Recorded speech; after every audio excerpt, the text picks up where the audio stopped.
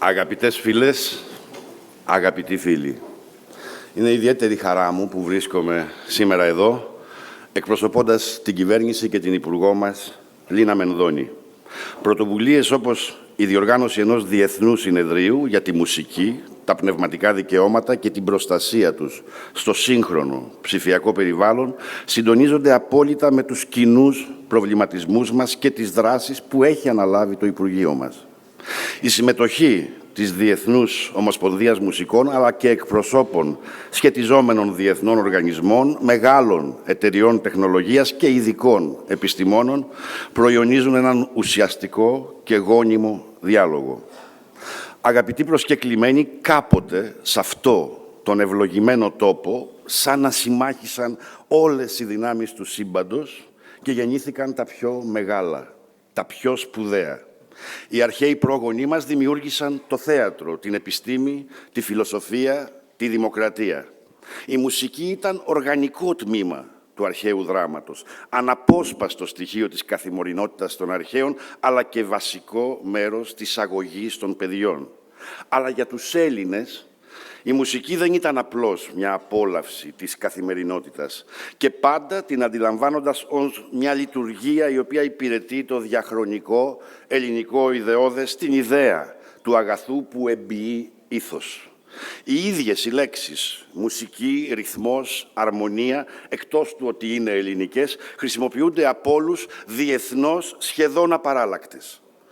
Ένα μόνο χωρίο από την πολιτεία του Πλάτωνα αρκεί για να μας φανερώσει την αξία που απέδιδαν στη μουσική, αλλά και το ύψος της προσέγγισης των πραγμάτων πριν 2.500 χρόνια. Η αγωγή με τη μουσική και την ποίηση είναι η πιο σημαντική, επειδή ο ρυθμός και η αρμονία εισχωρούν στα τρίσβαθα της ψυχής και αδράχνοντάς τη με δύναμη μεγάλη, φέρνουν μέσα της ευπρέπεια και της δίνουν ομορφιά. Αυτή την αγάπη για τη μουσική διατηρήσαμε ως λαός μέχρι σήμερα.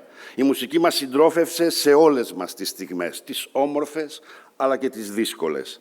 Αλλά δεν είναι μόνο αυτό.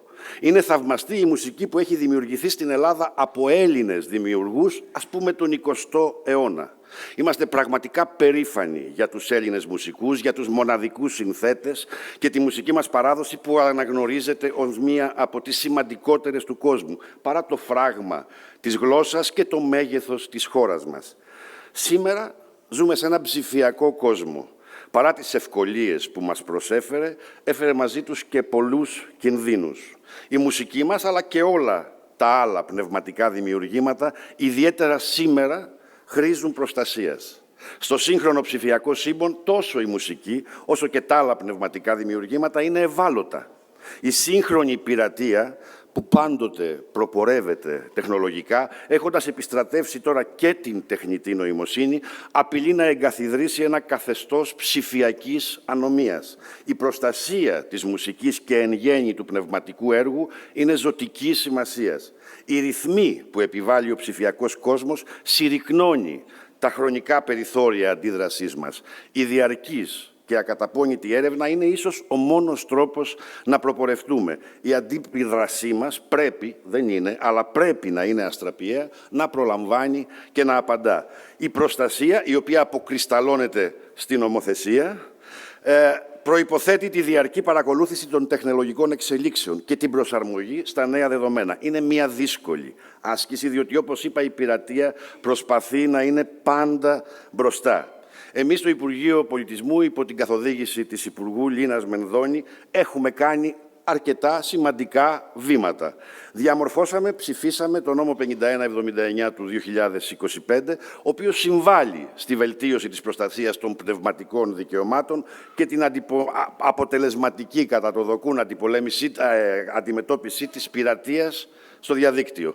Παράλληλα, νομοθετήσαμε διατάξεις με τις οποίες ισχυροποιούμε τον Οργανισμό Πνευματικής Ιδιοκτησίας. Τον κάναμε πιο ευέλικτο στο να αντιμετωπίζει ενδεχόμενες παραβάσεις νομοθεσίας.